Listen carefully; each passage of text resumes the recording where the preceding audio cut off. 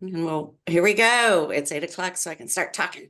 Good morning, and welcome to the intersection from Illinois, as I affectionately call the Holy Land of my birth. So it's good to see you all this morning. I just pulled this article up. I don't know if you all saw this. It's from February 6th, so it's fresh and new, and we're a part of this. And that's I think, one of the interesting things about the work that we do is that we're in one sense in our collaboratives behind the scenes, in one sense. Not everybody sees the collaborative working, right? It's when it's seen is when it shows itself beyond us. And I think that that's kind of such an honorable and holy way to work. But so this art is a really good article by Iris, but how mental health is gaining care is gaining momentum here in San Antonio, and she highlights congregations and what we're doing. This says on the essay report. I'm just going to show it to you, but it's lovely too because she starts with a story, which we always are talking about how important, that story is of a person. And so we've got even our, reporters are, doing that same, we need the story, but it mentions in here quite a bit, not just a little, but Bridges Care, which came out of this collaborative work that we've been doing. And so let's see, look at this. Bridges has trained more than 800 clergy and congregants from across San Antonio as wellness champions at no cost, which is true to everybody who's on the screen this morning and beyond. But she's telling the story of Cesar and other activities that, are happening to do, help with more mental health and wellness in our city. So I just wanted to show you that. And kind of, we've never really talked about, the impact of collaborative work and how it shows itself and how it talks and appears in the world. So again, the collaboratives that we've been putting together and working out of, and they're kind of organic, they come and they go, but we don't always see, or people don't always see or know exactly, but it's working.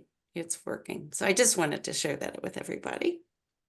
I'm proud of all of our work together. So I'm thinking about announcements, things that are happening or coming up. If somebody has an announcement, like raise your hand and we'd love to hear it.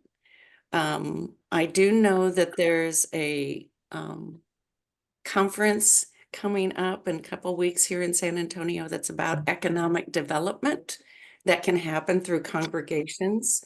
And it's like a national conference. And so I'll try and make a note here. Send that information out to everybody. It's a good thing to put in the newsletter. Nuria, and I might not be pronouncing that right, but I hope I did. Tell me I did. It's Nudia. Nuria, everybody repeat with me. Nuria, everyone. It's Nudia, old to me. Nudia. Nudia. Oh, Nudia. So yeah, thank you for highlighting the article. It was a great collaboration. Karen Coleman actually partners with us. Sorry, there's like police activity over here. So they actually partner with us with the first aid, with the mental health first aid. So it was a really awesome piece to be able to share with one of our community partners. And then I wanted to, I don't have the information because I'm driving, but we are having a Black History Month, a conversation on Black mental health event coming up on Saturday the 24th. Correct. And from if Dr. 9 to Evans 11. on the line, she can give you the info. Oh, that would be great. And so maybe not everybody knows who Nuria is. Did I get it yet? Anyway, she is now the new, well, why don't you tell us your official title? And she's driving, but she's now in charge of Bridges to Care with She's our with program NAMI. manager. Yes. There Yes, you thank go. Thank you, Emma. Yes, Program and that event is November the 24th. We are going to be having a conversation on Black mental health. It will be held at Emmanuel AME Church, 1300 Simlinger. We will be sending out a flyer for you, and we are just trying to continue to connect with the community. And since it's Black History Month, we thought it would be wonderful to have that at this time. Yeah, February It's 24th, great. just in Yes, case. what did I say, February? I said You said January. November. Oh, February the 24th. February. Oh, I So don't know what November I'm is. You know what, Ann, I'm thinking because you talk about your mom being 99, my daddy gonna be turning 95 in November, thinking of birthdays and family. I can just say that. I'm so excited. You are so blessed. I understand. You are I such, know. that's such a blessing. Yep. Yep, you guys Great are. gift. Mm-hmm. Yeah. There's also a series, I think it started, this is Thursday, last night, but they recorded and I didn't get the information until like yesterday morning. So I'm sorry I didn't get it out. But there's a 4-part series on mental health and healing for people who have been hurt. So I'm using my words carefully, but who have been hurt through their religious, spiritual traditions in some way. And I bet we all could have a conversation about that. In fact, there's an official term for it that I didn't know existed, but there's a 4-part series. Again, I know that they're recording. So I was like, oh, but they're recording. So at least I can promote it, and people, they're like once a week or every other week or something. But people can go back and watch what's been missed and join into that, and how to talk within congregations and beyond for people who are trying. And we all know there's a great book, and then I'm going to stop and hand it over to Martha Ann. There's a great book. I say this and then I go blank. When Religion Becomes Evil is the name of it. Small book. And we had the author here when it first came out, which has been many years ago, but he is a historical theologian, and he was curious about, which religions, and he was curious whether it happened in all religions where they hurt people. And sure enough, he found out that that is true, the shedding of blood. And then he analyzed and came up with about a half a dozen things that would happen within a religion to kind of like move them in that direction. So one I remember is exclusivity. So that, if your own religion is the only one, and if you're not a part of us, then you're, the other. But then he flips it at the very end. The last part of the book is about, so if all those 6 things are true, what if the other side of those things are the healing that religion brings? When Religion Becomes Evil. It's really a great book. So I'm going to hand it over to Sister Martha Ann Kirk, as I put onto the notification yesterday that a global effort, well, actually, I should say thinking first locally and then thinking more globally and creating globally with across the planet, and then making it more local. So it's a great example of that kind of movement. And especially because of internet, we have that capacity. So Martha Ann, it's all yours. You're muted. I know, sigh.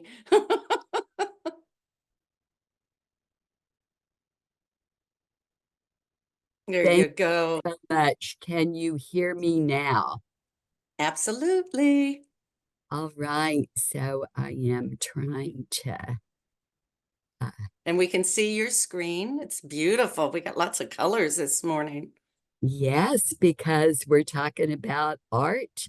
So we need to have lots of colors. So I'm trying to do. Right.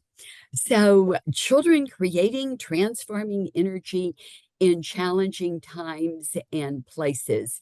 You need to know that I started teaching at Incarnate Word in 1972 in the art department. And so I'm talking about things that I love to do, and I've been doing them for 50 years. So, um, almost every day when I drive to and from our house, which is in 78207, right next to inner city development, if you know that, and I'm on my way to Incarnate Word, I pass this mural, End Barrio Warfare. So we San Antonians have a strong sense of art can help us. We can get together and we can do art and we can get out our feelings and we can help make things better. You all know that we are working as a city of compassion, and this is the front page of the Charter for Compassion. And I am so proud to say that right up at the top, the third thing down, they have joined our partnership with Compassionate USA. That's us. That's we people in San Antonio. After the Uvalde shooting, we've been working together on this compassion curriculum. Not everybody realizes that over on the right, you can click select language, and the Charter for Compassion website is in all of these languages. And so, as I talk to you today, you could say, oh, people in India can read about what we're doing in, or whenever, once we get this posted up there, they can read about it in Hindi, they can read about it in Spanish, they can read about it in Hebrew, they can read about it in Arabic, they can read about it in Portuguese. So, tomorrow morning, there is a planning meeting. Any of you who might like to come to the planning meeting tomorrow morning are welcome, because we're trying to move towards the words that we're going to put up on this international website.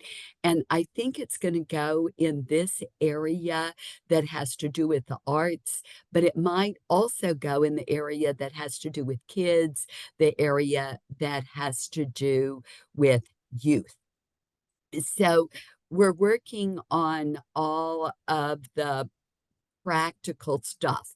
You know, are we inviting children kindergarten to third grade, or children in well, we are, and children in middle school and children in high school, but we've got to write all that out real clearly. Any of you who have ever done an art contest or an art project know how you got to have real clear things written out.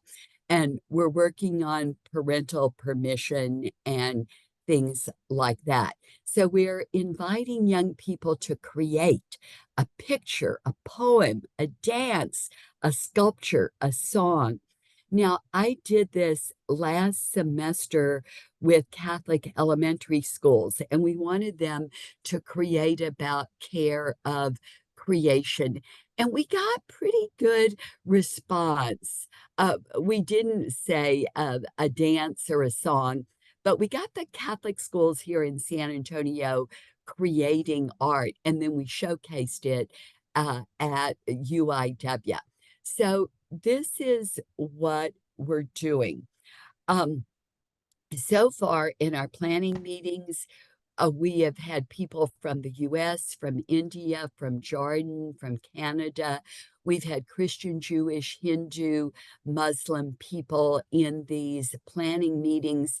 And I can't see all the participants.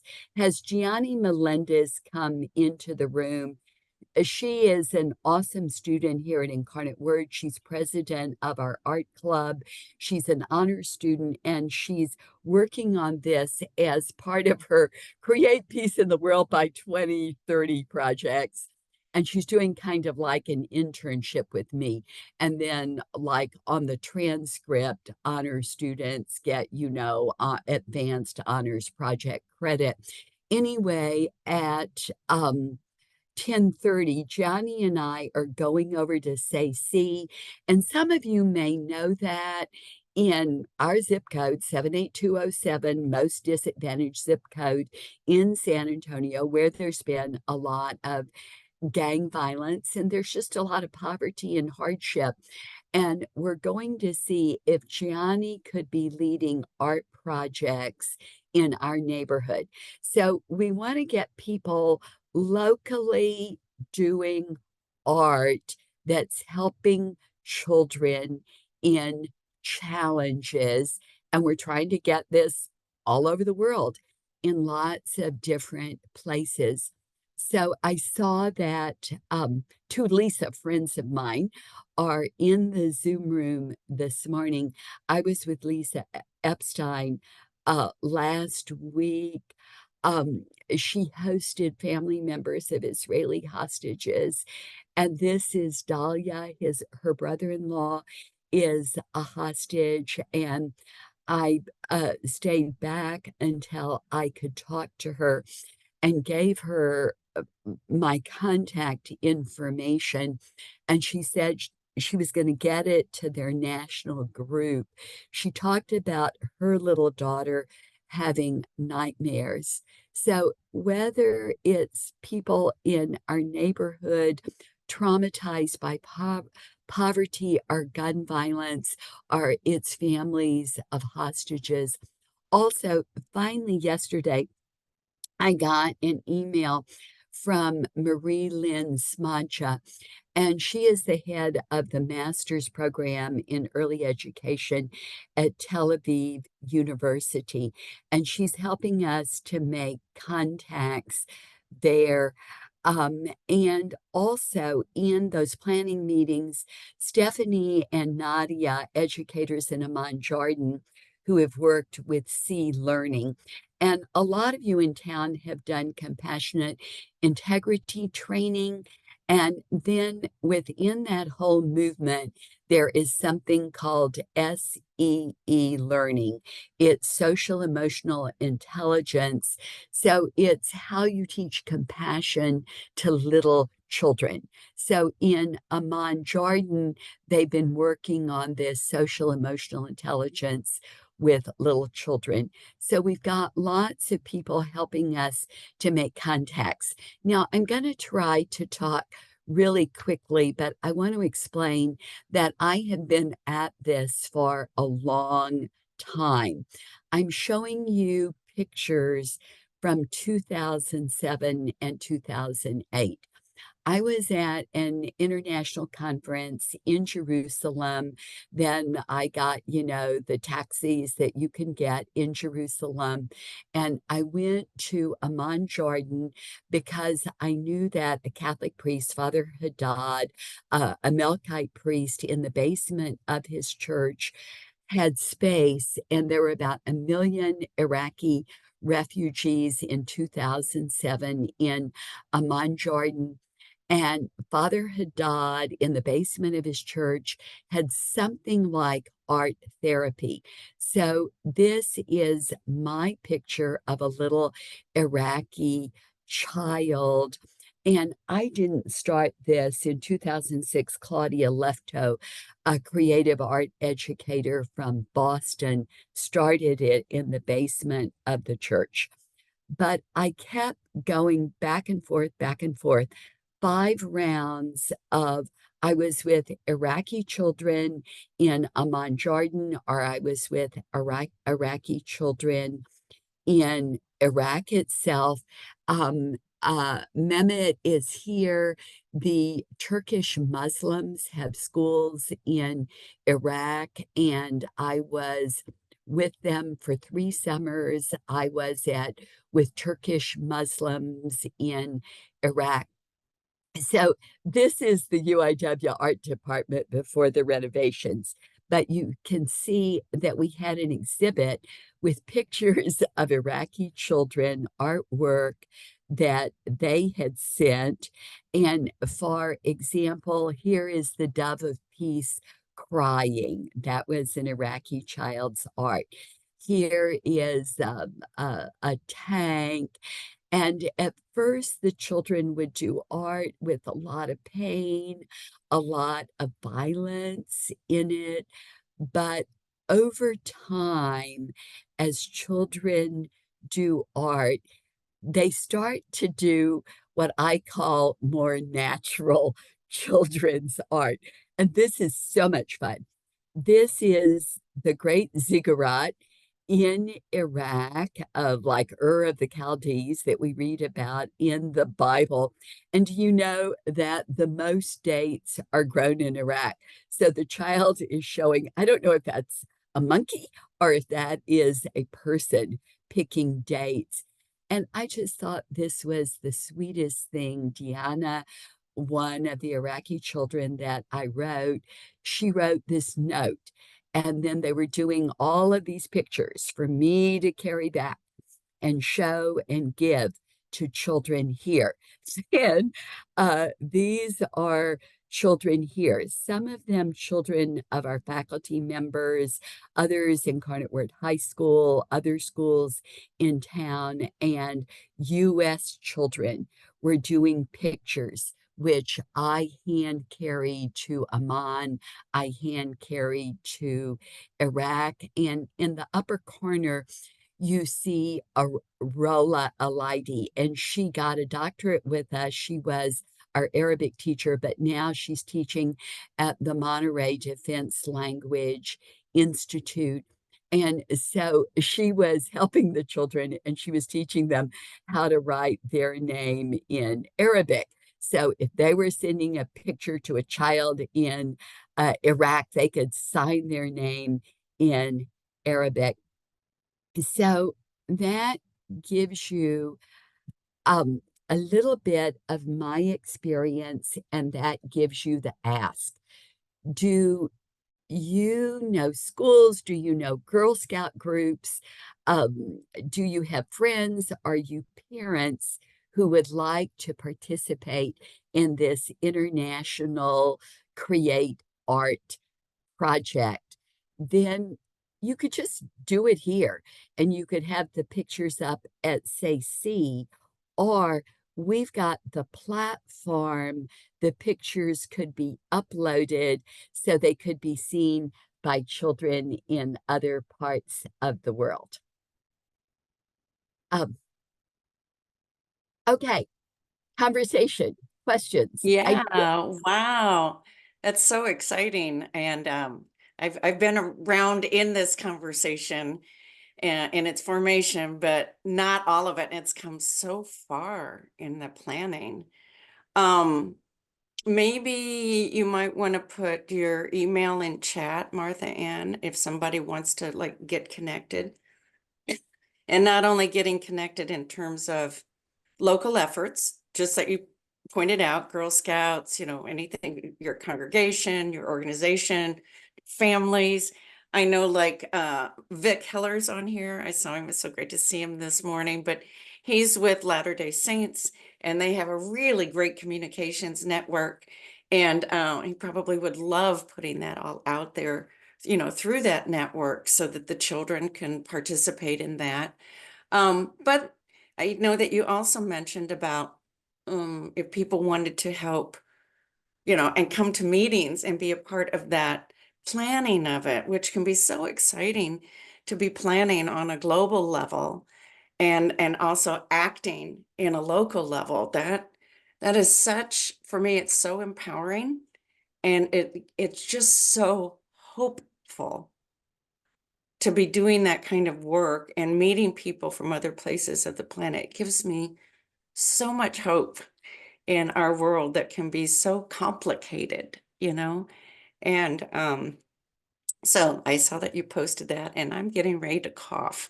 So I'm going to mute and I hope somebody has a comment, question, wonderment, affirmations, and now I'm going to cough. Or I could even say, if you want to jump in your car and drive to Say See at 11 o'clock, we'll be talking with Stephanie, the head of Say See, and Amalia Artis, one of my past students who's extremely creative, and she's working with Say See now. And so as I talk to them about Gianna and I talked to them about how we might do things here in San Antonio, you would certainly be welcome to listen in at 11 o'clock today and then think, oh, well, over at your whatever it is, Sunday morning, Sunday school. This is how you might apply that, how you might do it there. Thank you for stepping in. I appreciate that. The other thing that came to mind while I was coughing,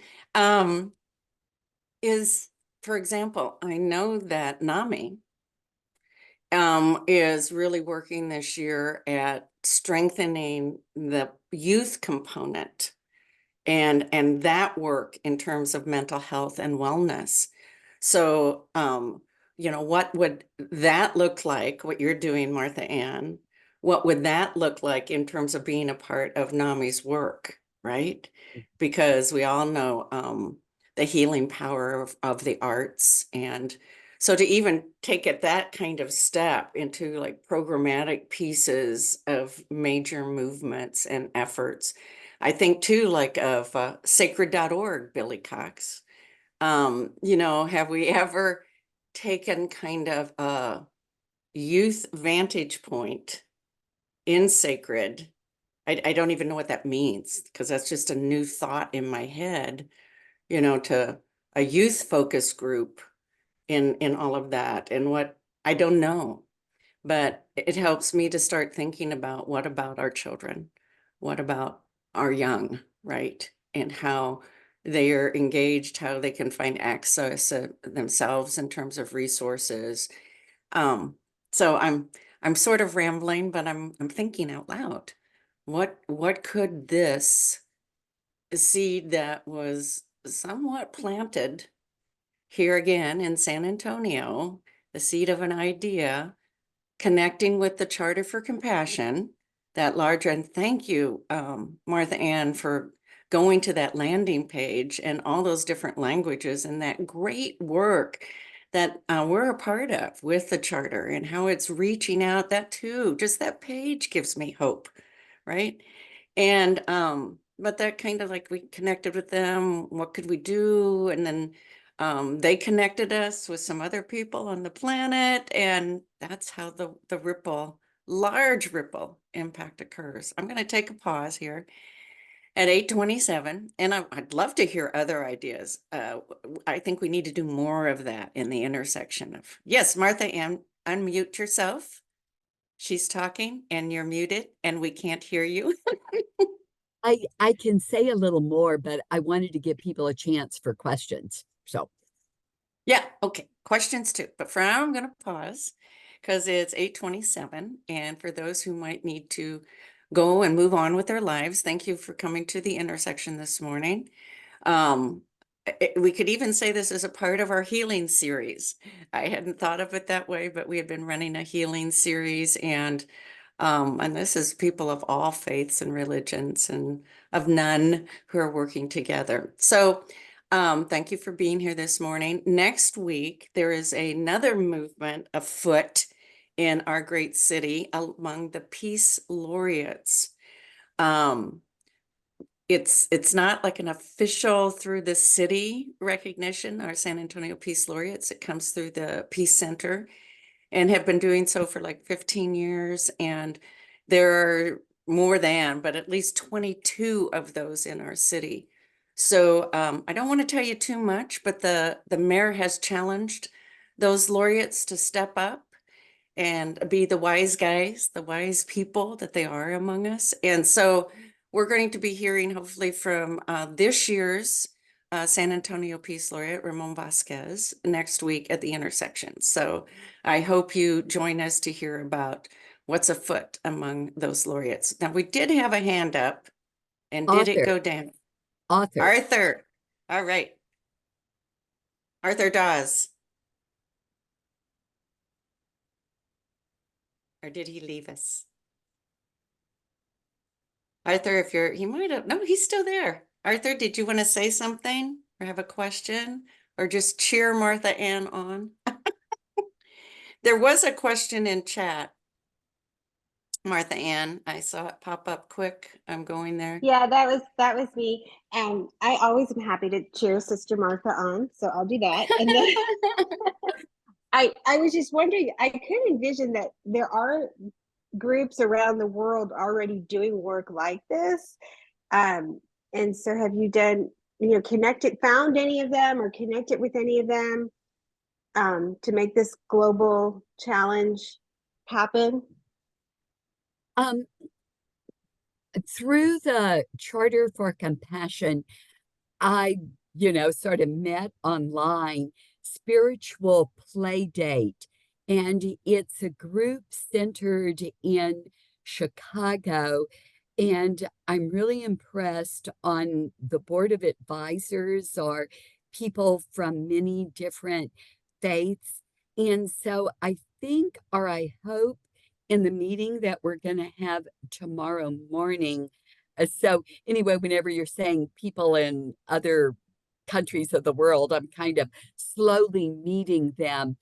But a spiritual play date, I'm going to try to find that email, that web link, and put it in the chat box right now. And I'm glad you're asking about other groups.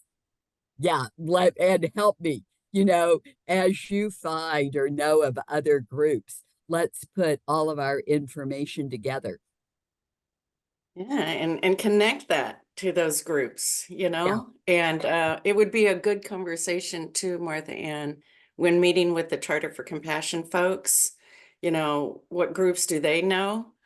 And I know they know other art groups, and just to encourage that connectivity would be a good thing.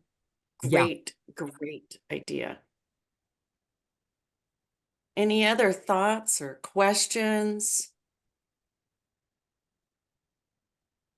I know, Martha Ann, that you've shared a little bit, but maybe you could share more about how this kind of originated, but most specifically out of your heart. I know that there was things churning, and this is an important learning for all of us. There are things that churn in us, like if I could only do something, right? And Yeah. and then compassion has that sense of action and agency, right? So Yeah. maybe just a Yes. little bit. Yeah. Anyway, Lisa, this is what I mentioned, Mm. that I'm starting to meet people uh, through the Charter for Compassion, this spiritual uh, play date, uh, and it, you know, that how we learn resilience, emotions, peace, violence, nonviolence, world religion, spiritual teachers, sacred spaces, living and dying.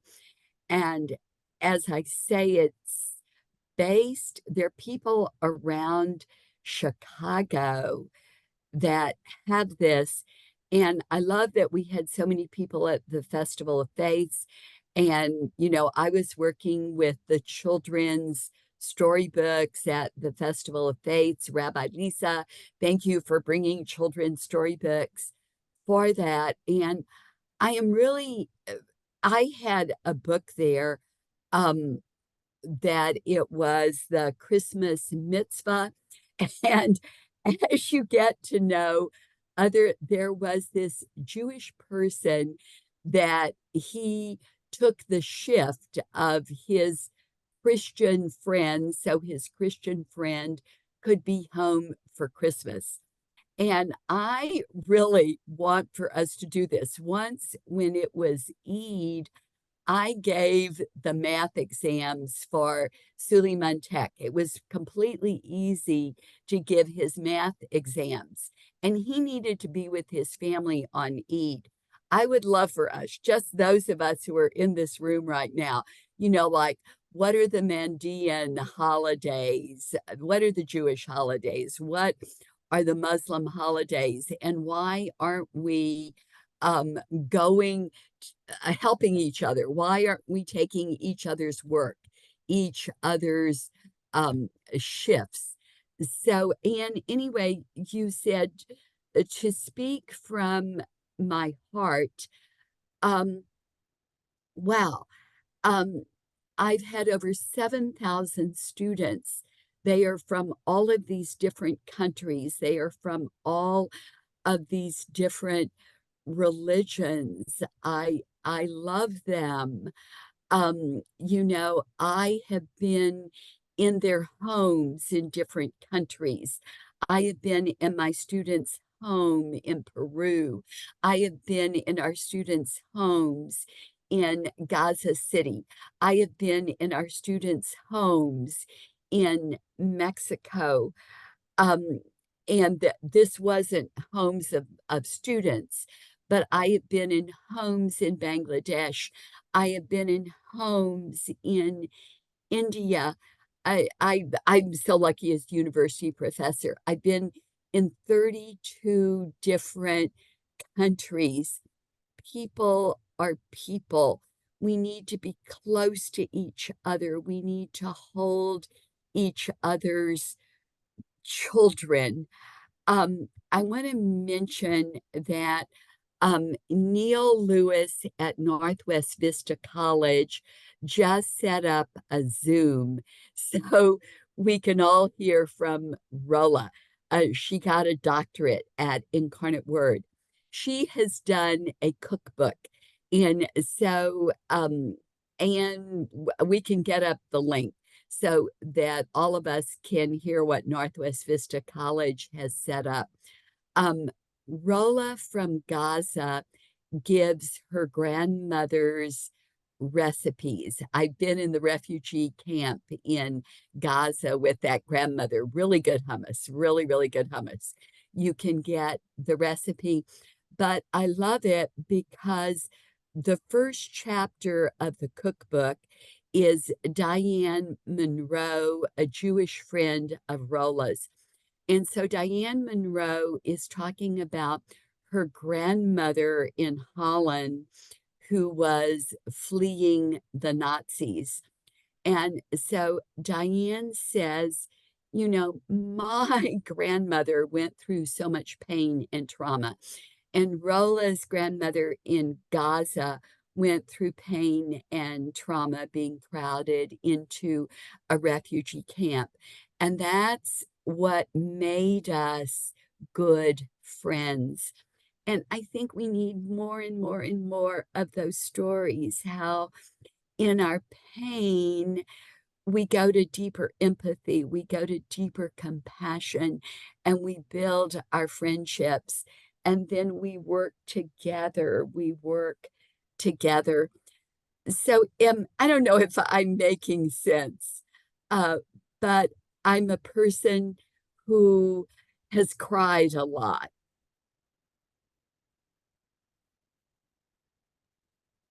I think there are many of us who have cried a lot, whether on the outside or not. Lament, confusion. What do we do? You know, and that's one of the most important things I think that I learned in all of the compassion work and skills is how compassion needs empathy so that the empathy is, you know, feeling that suffering, the distress of another or even our own, right? The feeling of it, because then that pushes us or kind of informs the action component. Do I have any real agency? And that's where we can be frustrated, you know, right between that empathy and the compassion. It's just like, I feel like I can't do anything. It's too big, whatever it is, right? It's just too much. But when there's a spark of an idea within yourself or a companion, someone else. So Martha Ann was telling me different things along the path in these last couple months. I'm like, what if? And then she, you know, oh yeah, you know, and that's how we work together is, you know, them affirming, well, that's a really good idea. Or you hear a good idea. I'm like, oh, well, we could do something with that. And then you start to feel your energy change, right? Then you know you're in the compassion zone. Because compassion has a sense, not only a sense of agency, it's a place of action. And then when you start to develop an art project with people who are also like getting excited about it, that's the healing component, and for those who are planning, but also for those who it's being extended to. So such a beautiful, I think, example in the world in what's needed. And so any other thoughts? I was scrolling through the Yeah, chat to see if there was Lisa something there. in the chat, it's so common to take Christmas shifts. Almost every Jewish doctor will tell you that he has done that, and that's probably going on in our sister's hospital system in Christus all the time. I'm really dead serious when I say I want us as a city to work on that. You know, I want to know. Uh, so, Anne, in this group, we could do it. You know, Mhm. Baha'i special holidays. Okay, who might be able to free up some of our Baha'i friends so they wouldn't have to go to work? We could do this. We are building the networks here. Mhm. Okay, Lisa, Mhm. thanks for putting that in the chat. Hey, Tom has asked too about, you're so right, Martha Ann. Yes to that. Tom Robeson, I think, has asked for a link. And Tom, I assume you mean to this art project, but I don't know if Tomorrow it's morning. yet posted tomorrow morning. So do you have a link address, or you send it to me and I can send it out Yeah, or but something? just a second. I simply have to open up my email and search for Marilyn's email to us. It'll only take me a second. And then we'll probably be signing off shortly. It's 8:41 while I'd like to share today's program. So Billy, can you put sacred.org where these recordings are? That's what Tom's asking for. So Will he do. can I'll share put it in today's. there. It'll be there shortly. Okay, thank you, sir. So look at this teamwork. Now, everybody remember when we first started doing this 3 years ago? The technology and stuff was like, oh, how do I do that? But we've gotten much better. There's the information on the charter and Marilyn Turkovich. So it would be And 8 o'clock our time. right. Wait a minute, what time is it for her that's posted? In the morning. She's a good 6 a.m. Yeah. and Past watching. sessions. Okay. Yeah. Tom, Billy just posted in there. Yep. He says, try it. Thank you, he says. Great. So you can see all of the recordings since we've been recording, which has been a while now. So they're all there. It led me, I was thinking about it the other day, and we started these recordings when we had kind of presentations, briefings from the different collaboratives among us. And I'm thinking it's time that we do updates on those. I heard some things about sacred.org recently from Bill Neely that I was like, what are they doing? What are you doing? And so I'm thinking that we might go into a series of updates on these collaboratives, especially, since we saw this great article about how mental health care and wellness is moving through our city. So it might be kind of where we go next. But I want to thank you all for being with us this morning. Thank you, Sister Martha Ann, for your great work and for your willingness to always partner and with people and get us moving into groundswell. So thank you for being you. Thank you all for the gifts that you are in our city and how committed you are to this world. And I don't know what it looks like in San Antonio today, but it's a crisp blue day in Illinois. I think we're maybe at 20 or something, but no snow, which is fine by me. That's why I moved to Texas. So, In the chat box is that Northwest Vista Zoom that I thank mentioned. you. Thank you. So everybody grab that as quickly as I can. Thank you again. It's 8:44. Love you. Have great weekends, and we'll see you next week at the intersection.